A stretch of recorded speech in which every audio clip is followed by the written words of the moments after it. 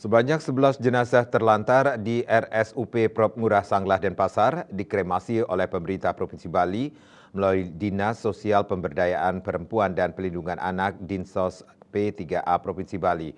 Kremasi dilaksanakan selama 2 hari.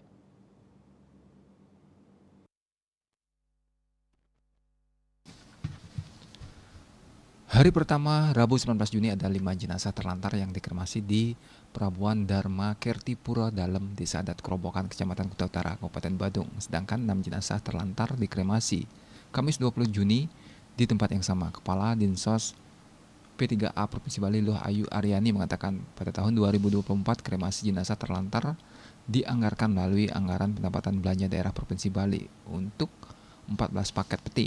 Sebanyak 11 jenazah yang terlantar tanpa identitas di RSUP Profesor Ngurah sudah ada pembebasan untuk dikremasi. Setelah dikremasi, prosesi nganyut dilaksanakan di hari kedua 20 Juni 2024 di tempat penganyutan Desa Adat Kerobokan.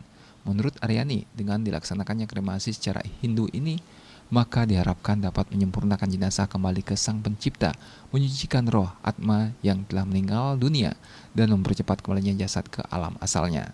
Selain itu dapat mengembalikan unsur-unsur pembentukan badan kasar manusia yang disebut Panca Mahabhuta kembali ke asalnya. Terkait dengan jenazah terlantar yang ditangani adalah jenazah yang ditemukan tanpa identitas dan juga ada yang beridentitas namun pihak keluarga tidak mau menerima jenazahnya. Jenazah yang ditolak oleh keluarga biasanya pendatang sehingga menjadi kewajiban pemerintah dalam hal ini Pemprov Bali untuk mengurus jenazah terlantar tersebut. Winata Bali Pos.